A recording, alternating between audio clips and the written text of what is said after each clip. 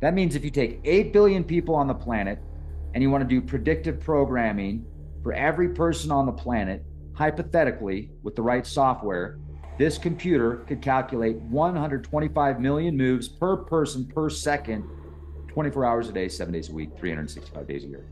Wow. That's some predictive programming power right there. But they're using it for water droplets. They're not using it for, predictive programming, and they're not making sims of people and then predicting what those people are going to do in a simulation that they could then add a threat matrix number to. They're not doing that, at least with this computer. So next article, Halo. Vader. Breaking, this just in, from massive disruptions caused by a port strike to devastating effects of Hurricane Helene, the global news landscape is varied. Striking dock workers on the U.S. East Coast are halting operations, while in North Carolina, Hurricane Helene has caused biblical devastation. Real quick, there's a revolution happening right now above our heads. It's about to make silver more precious than ever. The sun's power is taking over the world. It's growing so fast, it'll be the biggest source of electricity by the 2030s. Solar. Oh yeah, here's the kicker. Every single solar panel needs silver to work. We're talking about a silver paste web in every panel, turning sunlight into power. Smart investors are already making their move, and that's where Noble Gold Investments comes in. If you go to leapprojectgold.com, Noble Gold with the silver IRA, you can surf this incredible wave of growth.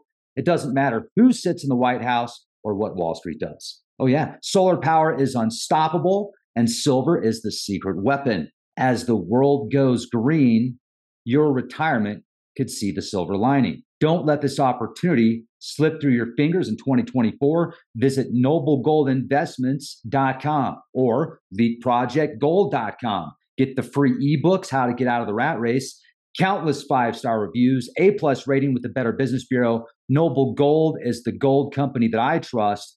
And if you qualify, this is super cool, you'll be gifted 10 ounces of solid silver. You could go with this 10-ounce solid silver American flag bar or 10 1-ounce silver Trump rounds. Call up Noble Gold Investments today, 1-877-646-5347. And let's get back to the podcast. In Europe, melting glaciers are reshaping the Alpine border. In finance, silver and gold markets surge while BlackRock's Bitcoin holdings grow. Meanwhile, advancements in artificial intelligence and nuclear energy intersect. With data centers and mysterious jets from black holes are captured by NASA's Hubble across industries, these events show the complex interplay of natural disasters, finance, and technological progress. Hey, everybody. Leak Project. I'm Rex Bear. Hope you're having a beautiful day today. Let's just jump right in. We have a lot of news to share with you, and your time is extremely valuable. I would say your time is priceless. So the first article is from the AP News. Dock workers at ports from Maine to Texas go on strike, a standoff risking new shortages. Dock workers at ports from Maine to Texas begin walking picket lines early Tuesday in a strike over wages and automation that could reignite inflation and cause shortages of goods if it goes on more than a few weeks. Interesting, the timing, the political landscape right now, the extreme weather, the inflation. I mean, this is like something out of a science fiction movie or something. The contract between the ports and about 45,000 members of the International Longshoremen's Association expired at midnight. And even though progress was reported in talks on Monday, the workers went on strike. The strike is affecting 36 different ports. And this is the first by the union since 1977, the best year ever. Workers began picketing at the Port of Philadelphia shortly after midnight, walking in a circle at a rail crossing outside the port and chanting, "No work without a fair contract." Meanwhile, Tesla robots show up and say, "We'll work for free. Give us artificial intelligence, nanobytes, for our food and money. We are robots. We do not go on strike. We do what Elon tells us to do." Whoa! I mean, anyway, with artificial intelligence and robots and striking port workers, what else do you expect? Workers. Okay, the union had message boards on the side of a truck that said automation hurts families. LA stands for job protection. ILA stands for job protection. Local ILA president Boise Butler said workers want a fair contract that doesn't allow automation of their jobs. It reminds me of the other day when I saw like 14 construction workers, over $1 million of equipment. I'm just thinking to myself, I wonder what these guys' salaries are. And they were basically all standing around watching one person kind of work. And I'm like, yeah, no wonder it's so expensive these days. Anyway, don't hate me. It's what I saw. And I'm sure that never happens with union jobs. Shipping companies made billions during the pandemic by charging high prices, he said. Now we want them to pay back. Like inflation isn't high enough. I mean, I wonder how much longshore, what is the average salary of a longshore? It's got to be a lot. Oh, it isn't that much, actually. Y'all do need to get paid more. The average salary for this is according to AI Labs. The average salary for a longshoreman in the United States is $35,828 per year, or $689 per week.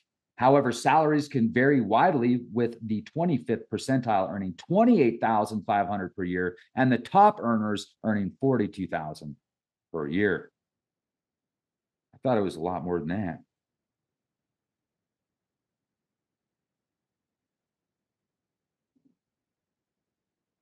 Well, that's according to artificial intelligence through Google. If we go to salary.com, according to salary.com, the median price or the median income is $64,004 per year. So this is based on HR reported data, a national average with a geographic differential. Here, let's take a look at this. I'll show you the chart.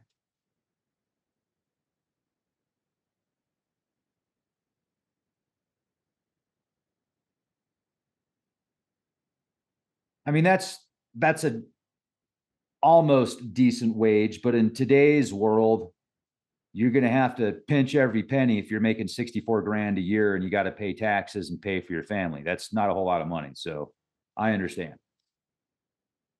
It's tough to make enough money to have fun these days. You got to be prepared, not scared. So anyway, let's go back to the article. This is not something that you can start and you stop, he said. We're not weak, he added, pointing to the union's importance to the nation's economy. At Port Houston, at least 50 workers started picketing around midnight local time, carrying signs saying, "No work without a fair contract." The U.S. Maritime Alliance, representing the ports, said on Monday evening both sides had moved off of their previous wage offers, and there was not a deal reached as of yet. The union's opening offer in the talks was for a 77 pay. Wow. Speaking of 77, 77 has been all over lately. 47 Ronin, 77, 1977, Gen X. The union's opening offer in talks was for a 77% pay raise over the 6-year life of the contract.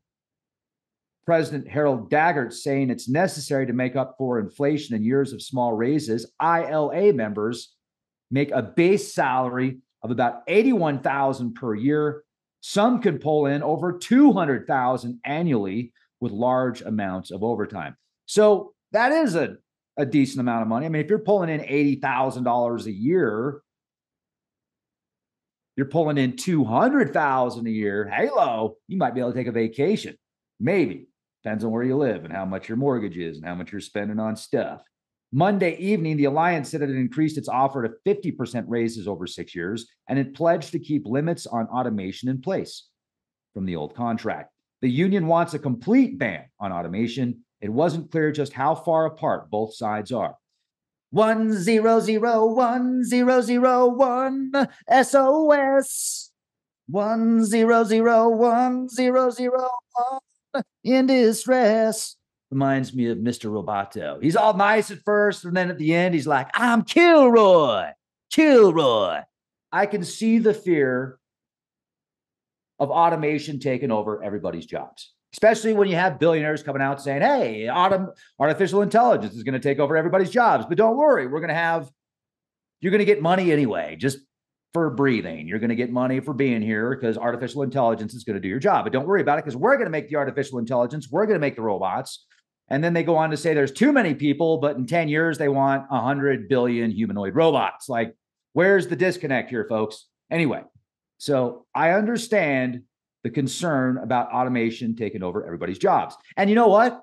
Even if you got paid just to sit at your house, wouldn't you want to do something? Like, some people actually enjoy work. Some people actually enjoy getting off their ass and doing something. Now, not everybody enjoys their jobs. And if you don't enjoy your job, maybe you should find another one. Because if you're passionate about what you do, it's not as much of a job. If you can get paid for what you love to do, and you were made to do what you love to do, that's like, once you jive and connect and vibe with that, it's awesome.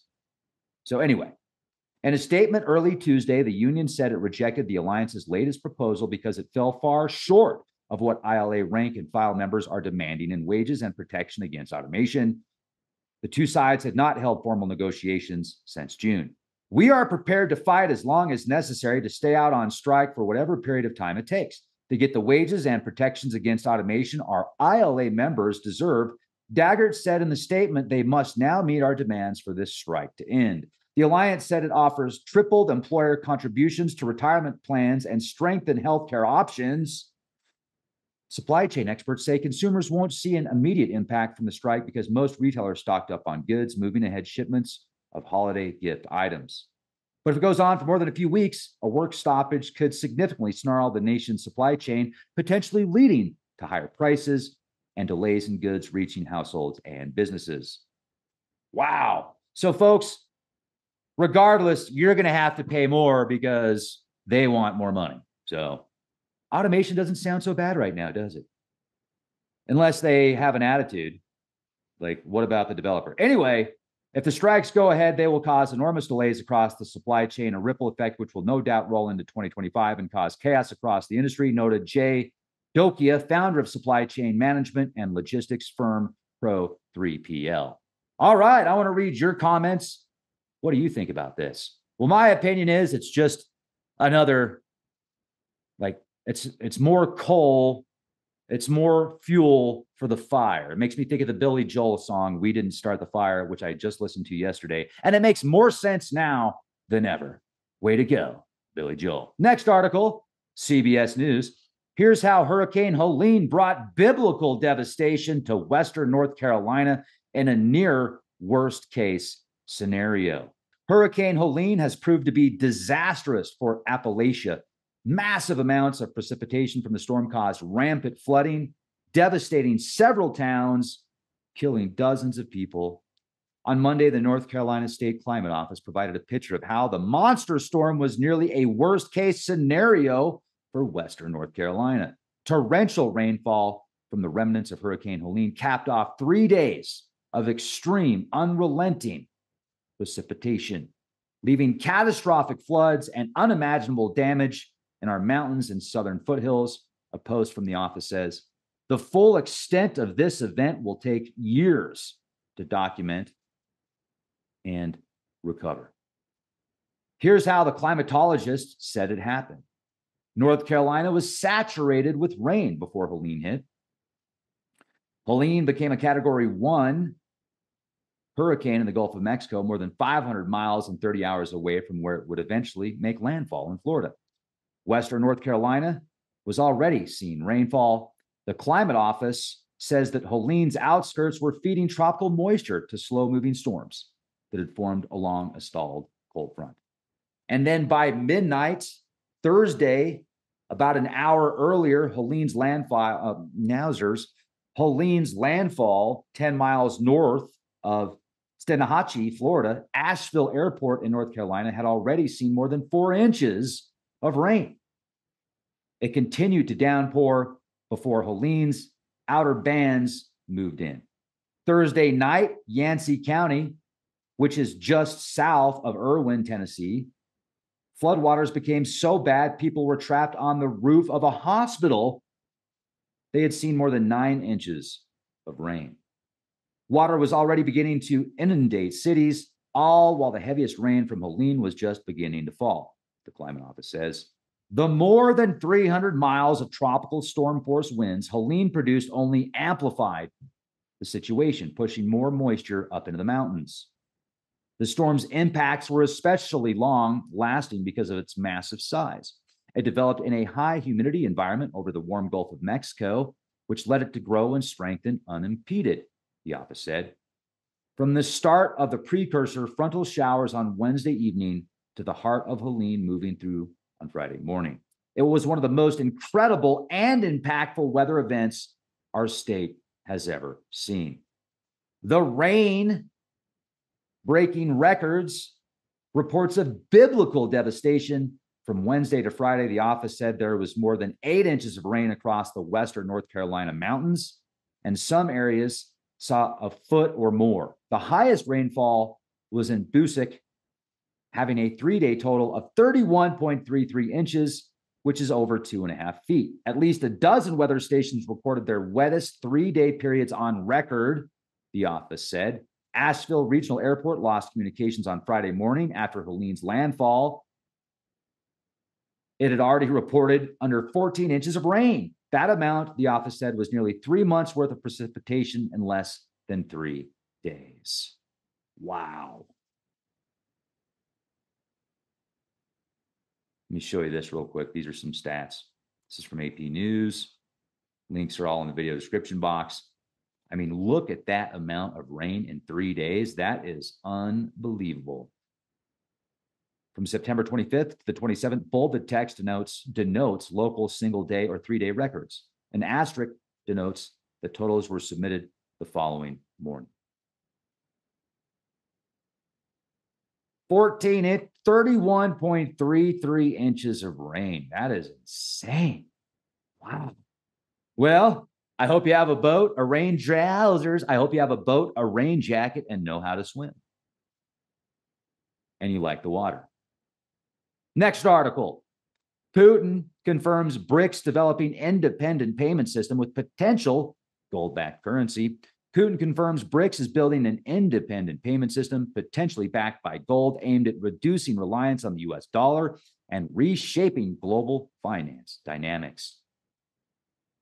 At the Russian Energy Week Forum in Moscow, President Vladimir Putin announced that the BRICS nations are actively working on creating their own payment system and settlement system. This innovative system is aimed at reducing dependence on Western financial structures like SWIFT, from which Russia has been disconnected due to sanctions imposed in response to the Ukraine conflict.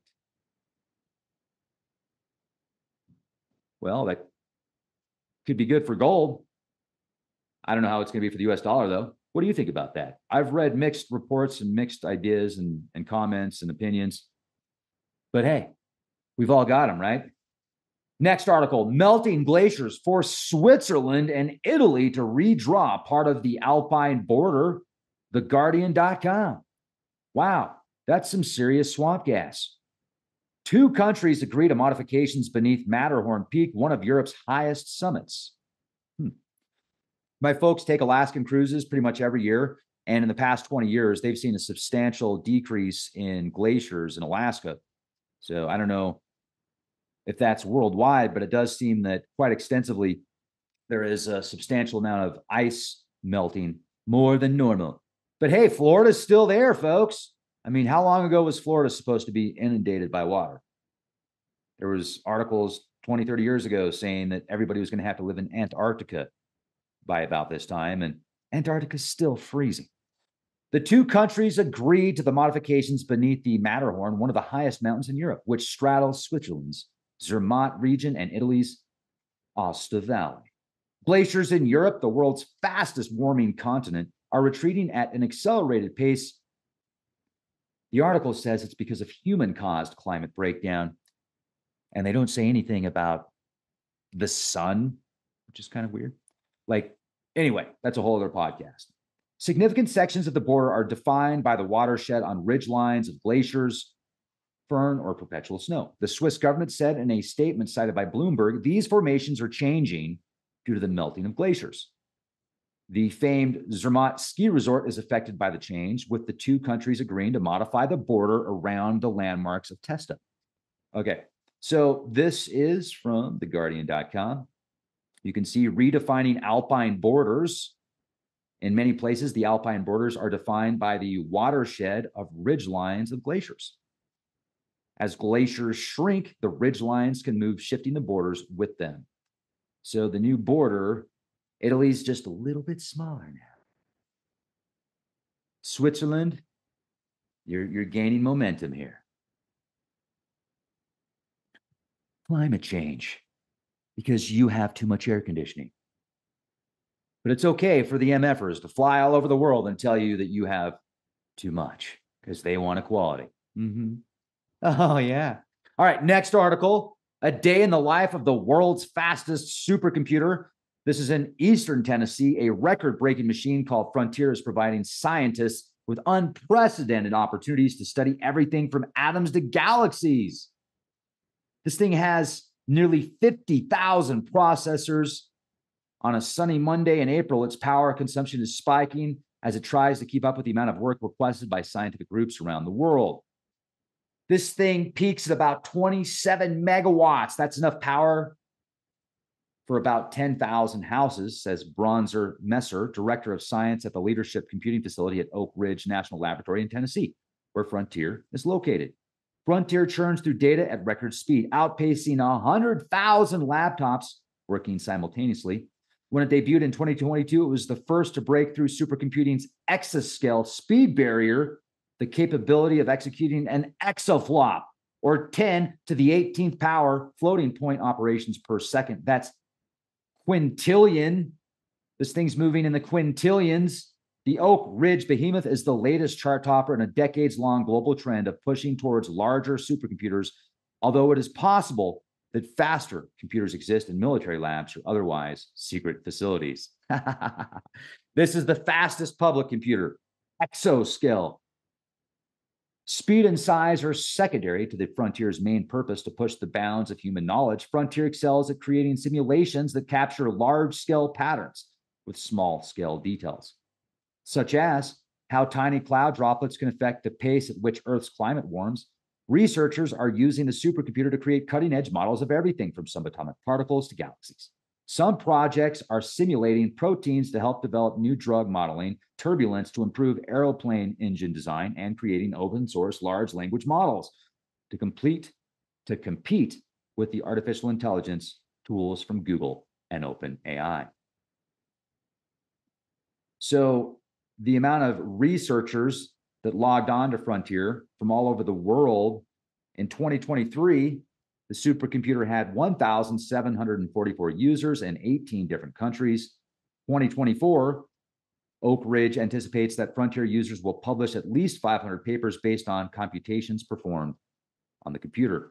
Frontier is not unlike the James Webb Space Telescope, says biophysicist Dilip Asthagiri of Oak Ridge National Laboratory. We should see it as a scientific instrument.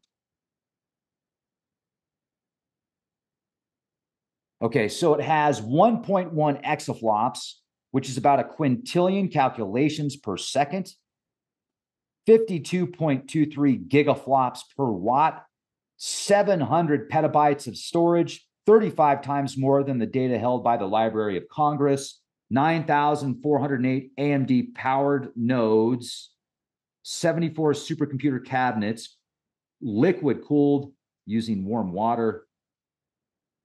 The networking requires 90 miles of networking cables. It is the HPE Cray operating system, and it requires 7,300 square feet of space. Wow. Let's do this. 8 billion, or 1 quintillion divided by 8 billion. Okay, so if you take 8 billion, divide it into 1 quintillion, or 1 quintillion divided by 8 billion, you get 125 million. That means if you take 8 billion people on the planet and you want to do predictive programming for every person on the planet, hypothetically, with the right software, this computer could calculate 125 million moves per person per second, 24 hours a day, 7 days a week, 365 days a year. Wow. Wow, wow, wow. That's some predictive programming power right there. But they're using it for water droplets. They're not using it for, predictive programming, and they're not making sims of people and then predicting what those people are going to do in a simulation that they could then add a threat matrix number to. They're not doing that, at least with this computer. So next article, hello, did you lose your Verizon service yesterday? Because a lot of people were just up in arms. They didn't know what to do. Their phone was not working. They were freaked out. This is San Francisco Gate. Massive Verizon outage has service down across California and the US. So if you're a Verizon customer and your phone wouldn't make calls on Monday morning, you weren't alone. The carrier was experiencing widespread outages across the nation, according to Down Detector, and that is a website that tracks outages on popular websites and services. The spike happened around 8 a.m., or the outage spike, from San Francisco to New York and about everywhere in between. So have a backup. Sometimes you just got to put the phone down. Hurricane Helene hits. Wow.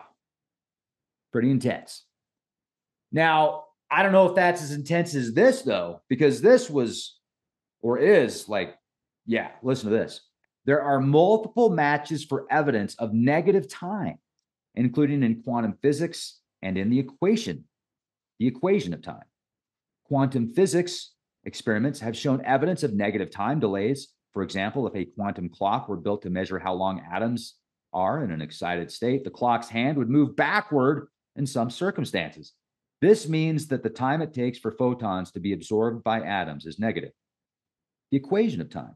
The equation of time is the difference between apparent solar time and mean solar time. If the sun is ahead of the clock, the sign is positive. And if the clock is ahead of the sun, the sign is negative. Then cosmic microwave background. Penrose and Gurzadian claim to have found evidence of negative time in the cosmic microwave background. They analyzed microwave data from WMAP and the boomerang balloon experiment and identified concentric circles in the data. In general, time and distance can be negative without affecting mathematics because they are measurements relative to an arbitrary origin. Did you understand that? Makes perfect sense, right? You can read about it at ARXIV, Scientific American, and The Reflective Educator. Why is a negative times a negative positive? And experimental evidence that a photon can spend a negative amount of time in an atom cloud. Wow. That's negative time. Makes me think of time travel and being able to go back in time somehow with the right technology, maybe? I don't know. But let's go to an article on gold real quick and silver. Gold SWAT. Silver has taken a play from gold's handbook. The best performing precious metal for the week was platinum, up 2.01%, breaking through the $1,000 per ounce mark, which it hasn't done since July.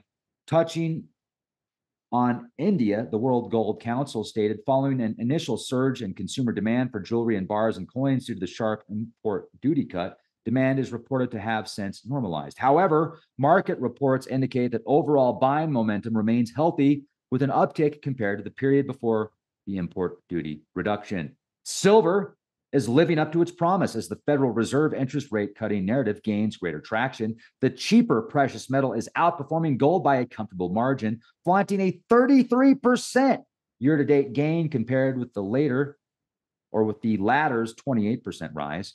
Right now, it is on pace to close out a fourth consecutive quarterly climb in what could be the longest winning run since 2011, according to Bloomberg. Silver tards unite. 33% uptick. That's awesome. Oh yeah, 33%. You heard me say it. Does that mean I'm Illuminati? No, but it's still pretty cool. All right, next article. This is from news.bitcoin.com. BlackRock amasses 24 billion in Bitcoin, approaches 2% of the total supply. It's a pretty big deal. It's a lot of Bitcoin. 24 billion in Bitcoin. Wow. BlackRock is usurping Bitcoin at an alarming rate. So what do you think about that? Do you got some Bitcoin? Next article. This is from New York Post. Hazardous Air Force base that potentially poisoned thousands has become a desolate wasteland. Ooh, that's not good. A former Air Force base responsible for potentially exposing hundreds of thousands to toxic chemicals is now a desolate wasteland that has remained abandoned in California for 32 years. There's newly resurfaced footage of George Air Force Base showing a housing complex, medical buildings, recreational facilities, and other areas abandoned and riddled with debris, graffiti, broken glass, shattered windows, broken doors. The ceilings are caved in, walls are destroyed, and this kind of place freaks me out a little bit. The content creator said while tripping over shattered glass, there was asbestos issues. That's why I'm not going through stuff too in depth, because I don't want to get asbestos poisoning. The base was established during World War II. It was decommissioned by the government in 92 after the Environmental Protection Agency found contaminants released into the soil and leaching into the groundwater, potentially impacting human health and the environment.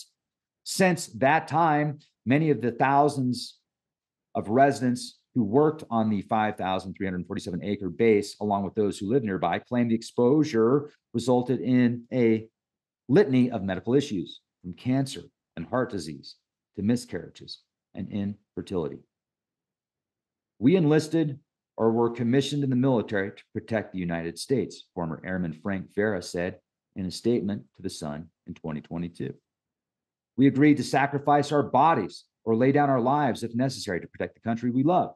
We did not agree to be needlessly poisoned. Vera said he was diagnosed with radiation exposure, suffered seizures, emphysema, chronic pain syndrome, and other medical problems. The base is about 50 miles north of San Bernardino. It was designated a Superfund site in 1990, leading to the closure 2 years later due to the water and soil being contaminated with 33 hazardous and radioactive chemicals, including jet fuel and trichloroethylene, according to the EPA. Vera, who manages a Facebook group and website aimed at exposing the former base, said more than 1,500 people who believed their health was put at risk on the base have contacted him, including at least 300 women who reported miscarriages, The Sun reported.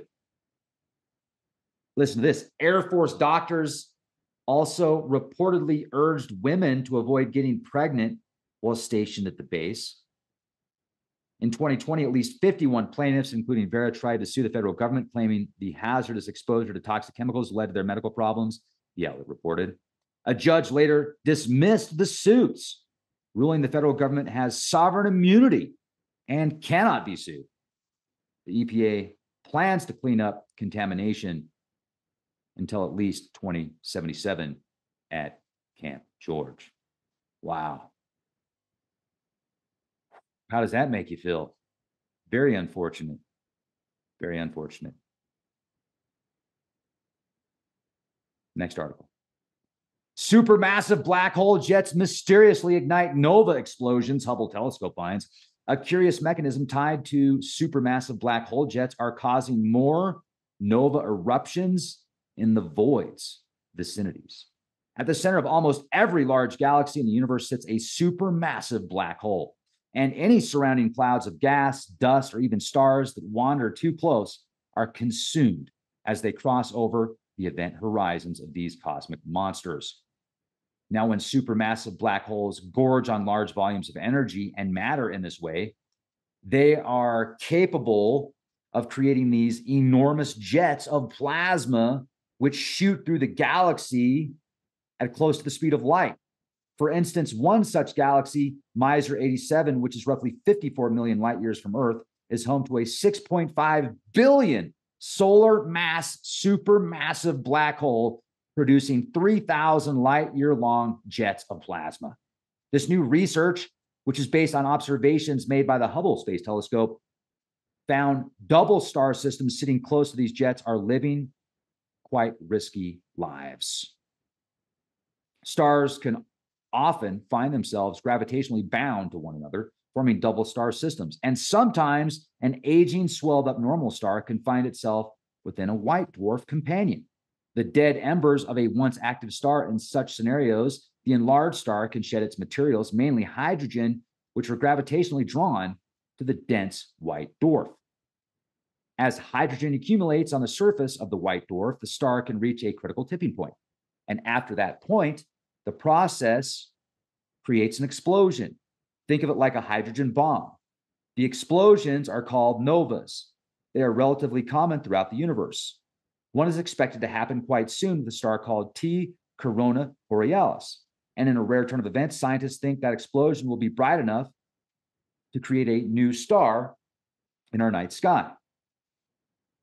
Astronomers also found nova eruptions are almost twice as likely to occur in double star systems located within the vicinity of Miser 87's supermassive black hole plasma jets. At first, astronomers thought something about the jets might be enhancing the fueling process and therefore the rate at which the explosions happen, or even birthing new double star systems in its vicinity. We don't know what's going on, but it's just a very exciting finding, Lessing said in a statement. This means there's something missing from our understanding of how black hole jets interact with their surroundings. And it makes me think of some of the ancient stories and mythologies and cataclysmic events that have been documented on Earth, massive flooding, certain areas in the desert that look like they were nuked thousands of years ago, but it was most likely a cosmic event, maybe. And it does seem like there's evidence that there was an advanced civilization on Mars, in the Cydonia region especially. And imagine civilizations rising and falling linked to these galactic events in certain areas. I mean, a plasma jet shooting out of a black hole for billions of miles. If you're in the way, I mean, not only just the consequences could be devastating. And so I could see how these could be used as like reset buttons for entire regions of the solar system or entire regions of the universe. It's quite remarkable and frightening at the same time. And then it talks about the double star thing. That's pretty remarkable because it appears that most solar systems, most regions have a binary star companion. Very interesting. So keep you posted. Axios, nuclear power's AI renaissance. Biden administration will lend $1.5 billion to restart Michigan's nuclear power plant, a first in the U.S. The federal government is going to provide a $1.5 billion loan to restart a nuclear power plant in southwestern Michigan, officials announced on Wednesday. Holtec International acquired the 800-megawatt Palisades plant in 2022. With plans to dismantle it. But now emphasis is on restarting it by late 2025, following support from the state of Michigan and the Biden administration. Tell you, I understand artificial intelligence requires a lot of energy, and I understand nuclear power can be very, very effective with energy. And it's also one hell of a way to boil water. So, like, what are the safety implications? Be prepared, not scared. I want to hear about it, and leave your comments in the comment section. What do you think about this? Thank you for watching. Hit the bell. Be well. I hope you have a beautiful day. Have an awesome podcast coming up here shortly. It's going to be an interview about this work called A Jungian Understanding of Transcendent Experiences. And you'll definitely want to be here for this one, folks, because it's going to get intense. And there's a lot of information about the in-between, the afterlife, evidence that suggests there is an afterlife. The author, Susan Plunkett, she has had 19 documented encounters that you would consider paranormal experiences. Very synchronistic, fascinating, and it's going to be a wonderful interview. So you'll want to check this out on Patreon and leafproject.com. I hope you have a beautiful day. Be prepared, not scared. Be a change. Thank you.